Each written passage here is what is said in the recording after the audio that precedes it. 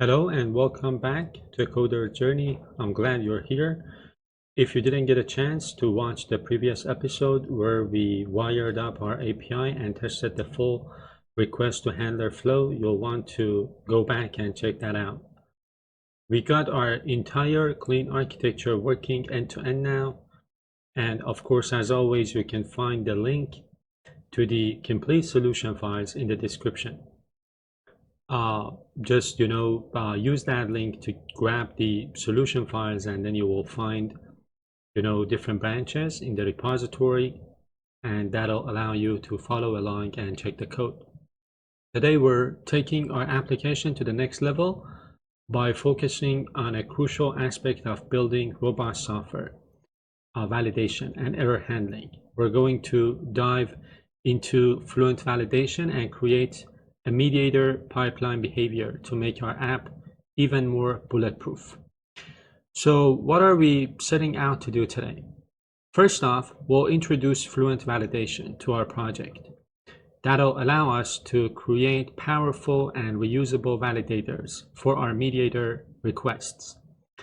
We'll also set up a mediator pipeline behavior so that validation runs automatically on every request without us, having to write extra code in our handlers.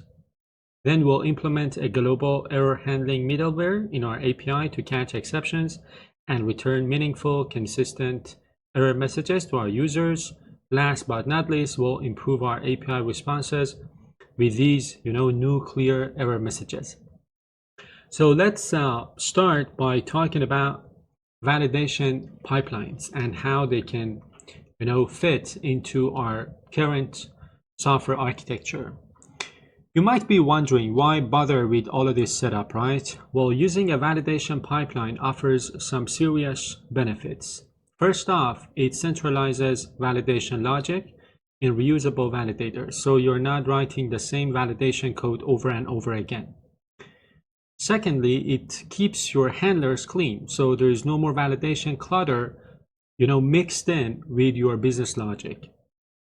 Furthermore, it automatically, stops processing if validation fails, so you don't waste time on invalid requests. Finally, it enables consistent error messages, giving your API a professional and reliable feel. And if you want to know more about FluentValidation, I have an entire playlist dedicated to this on the channel, so make sure to check that out for a deeper dive. All right, let's get started. The first thing that we need to do is to install a few NuGet packages. The first package that I would like to install is FluentValidation itself, and that would go inside of my application layer. So here I'm going to search for FluentValidation. I'm going to install the latest, stable version at the time of recording. And then inside of my API project, because I want to use dependency injection with FluentValidation, what I am going to install is FluentValidation dependency injection extensions. I am going to install this specific version. Actually, not this one, FluentValidation ASP.NET Core. I'm going to install this version even though it is deprecated. I'm going to install it, and then I'm going to double check the application CS file. This is the package we are talking about. So this Fluent validation NuGet package, this is actually the core, validation rules and validators that we'll use for our commands and queries. And then, as I told you, we have installed FluentValidation ASP.NET Core inside of our API. This is the package I'm talking about. So this is like the bridge that integrates FluentValidation with your ASP.NET Core API. And we will, create the validators in our application layer, and then we'll also, as I told you, create a behavior so that the validators are applied automatically. In order to create a validator for our command, create order command that we implemented in previous episodes, we are going to go to our application, layer, and inside of the create order folder, so orders, commands, create order. Here is the place where I am going to add a new file. And inside of this file, I am going to create my validator. So the validator is going to be called create order command validator. Of course, I'm going to implement it as a class, and it is going to inherit from abstract validator with the type of the command, create order command. So this is what you need to do when you want to, create a validator. Then the next step would be to create the, constructor. So inside of the constructor, you create validation rules for the properties that you want. And I am going to talk about each one of these in a minute. So these are the, validation rules that I would like to have when this command, create order command, wants to, get executed. And I'm done. Let me import this namespace. And now let's talk about these a little bit.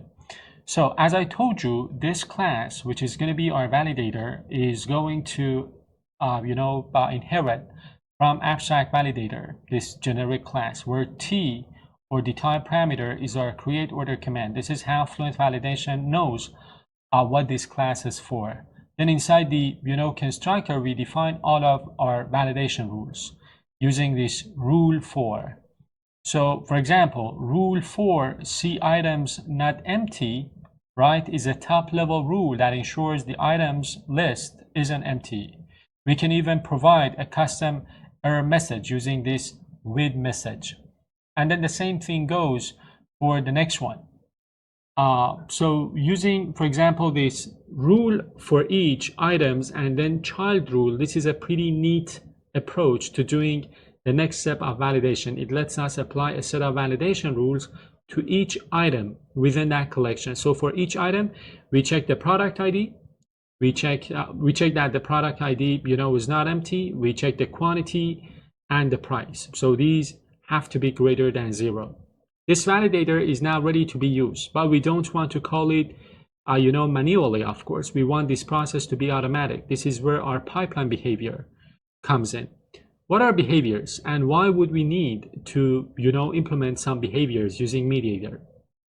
Think of behaviors in Mediator like middleware for your requests. So they allow you to add cross-cutting concerns like logging, validation, or transaction management that run automatically before or after a handler executes. So our validation behavior will kind of intercept our requests and automatically apply the correct validator. If you want to understand behaviors more, I go into detail about them in my dedicated Mediator and CQRS course. Now let's create our behavior. In the application project, I'm going to create a new folder called behaviors. Inside of this folder, which is called common, here we've got our interfaces. I'm going to add another folder, and I'm going to call it behaviors. I'm going to zoom out and then add a code file. By the way, I want to rename this validator code file. And inside of this, I am going to create my validation behavior. Again, remember, the validation behavior is going to get executed automatically. So the first thing that we need to do is to implement the iPipeline behavior of tRequest and tResponse. The tRequest is constrained to be an iRequest of tResponse, meaning it will work for any mediator request. And then the next step would be to inject all validators for the specific request type. So what I am going to do is to, create this IEnumerable of iValidator of tRequest, and then inside of the, constructor, I am going to capture that inside of, this private read-only field. And then there is one single method that we need to implement, and that is called handle. So inside the handle method, we first check if there are any validators. If there are, we run all of them asynchronously using task.runAll. And if we have any failures, we throw a validation exception. This is a special exception from FluentValidation that contains all the error messages. And if there are no failures, we call await next, which passes the request on to the next behavior in the pipeline, or in our case, directly to the handler. So this is the implementation of this pipeline behavior. So I need to import some namespaces and I'm good. So this is the first validation behavior that we have implemented. And I am going to rename the code file. So for our application to know about our validators and the new pipeline behavior, we need to register them. And we are going to create a new extension method to keep our program.cs file tidy. Inside of my API layer, what I am going to do is to create another code file inside of my, let me do something. Let me add it to this same code file here. So we have already, added EF core DB context and, the provider, use SQL Server. And what I am going to do now is to register the next, dependency using services, add FluentValidation, auto validation. I am going to add the namespace. And then, of course, the next step would be to scan the, assembly containing a marker interface that we are going to implement in a moment to kind of, register all of our validators. And then the last step would be to add our pipeline behavior, the validation pipeline behavior. So I'm going to add this using statement, as well as this one coming from the application layer. And of course, we need to create, that marker interface. For that marker interface, what I am going to do is to go inside of my application layer. I've got this interfaces folder. I'm going to create another code file here and define the marker interface inside of this file. So the interface is going to be called iValidation marker. I already talked about, marker interfaces in previous episodes. I'm going to rename the file, get back to this, and I am going to add FluentValidation, and we're fine. So basically what we are doing here in these 3 lines of code is that we are registering the FluentValidation services. So add validators from assembly containing iValidation marker tells the dependency injection container to scan the assembly where that marker interface is located, which is the application layer, and automatically register our validators it finds in that module, in that assembly. And then we've got add transient, type of iPipeline behavior, type of validation behavior. This registers our validation behavior as a transient service, which is what makes it part of the mediator pipeline. And of course, we created that marker interface in our application layer and we're good to go. Finally, we just need to update our program.cs file to, now register the services if we haven't already, done that. So inside of my program.cs, I'm going to double check. So we are, registering the services coming from the application layer, the infrastructure layer, and of course, we need to add the, API service layers. This is the API service layers. So add API services. And I think here we're registering the validations. So I could have, moved this into a dedicated code file, but right now we're good. Right now I have added this into this single, extension method. If in the future this method gets, gets cluttered, I can move this to a dedicated extension method. But for now, we're good.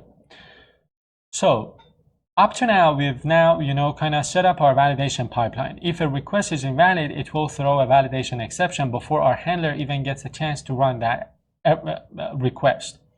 But what happens to that exception? It just bubbles up, right? We need to handle it gracefully. And that's where our global exception handling middleware comes in. Without a centralized error handler, exceptions can expose sensitive information and return inconsistent responses. Our middleware will provide a single centralized place to catch exceptions and then map them to proper HTTP status codes and return clean JSON responses. So what we are going to do inside of my API project is to create a folder called middlewares, and inside of this I am going to add a code file.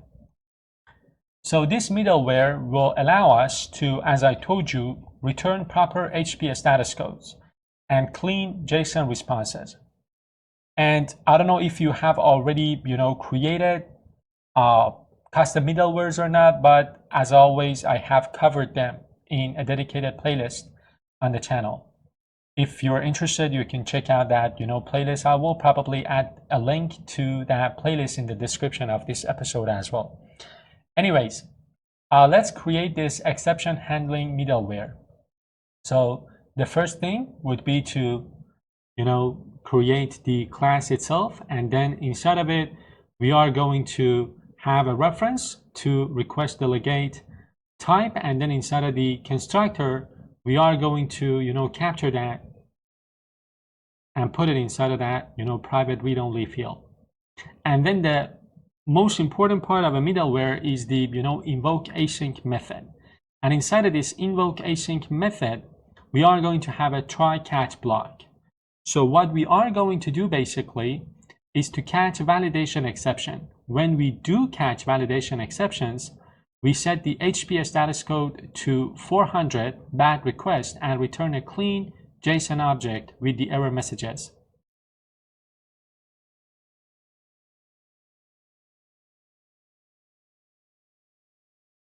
This is the first catch block for, catching validation exception types. And then after that, we are going to have a generic catch exception block. This is going to be like our fallback. And if any other unexpected exception happens, we return a 500 internal server error with a generic message to avoid exposing sensitive details. So with that middleware out of the way now, I'm going to import some namespaces, by the way. So with this middleware out of the way, not that one, but the FluentValidation, we need to register that. We need to tell our application to use this middleware. We'll add another extension method to our application builder extensions inside of the extensions, folder here.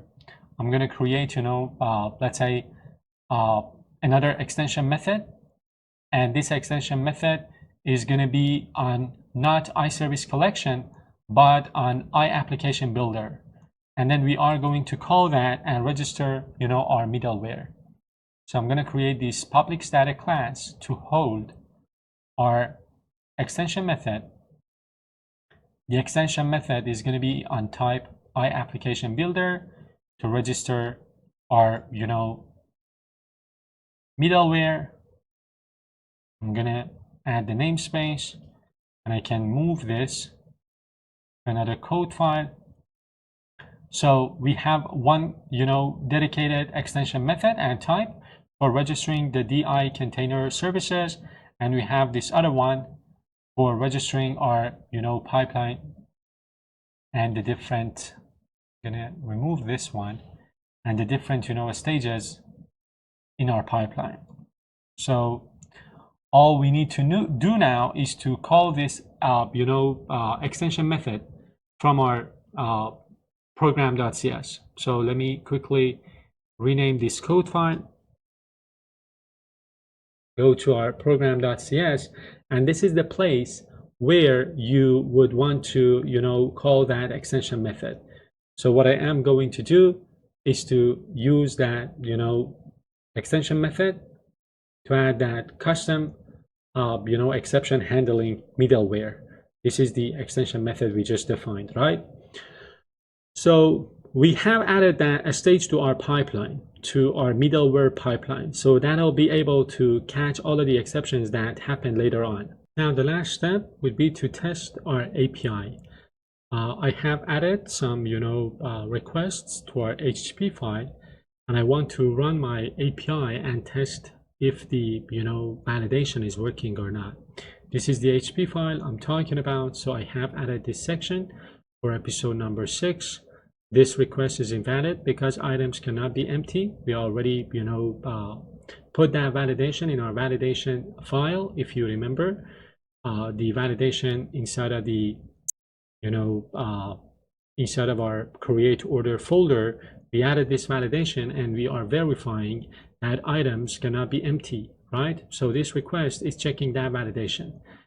The next one is also doing the same thing. Again, an invalid request because the price is negative. And again, we verified that price cannot be negative. So what I am going to do now is to run my API and test these requests and verify if I, get the correct response coming from my validator. So I'm going to open this in terminal and I am going to run it.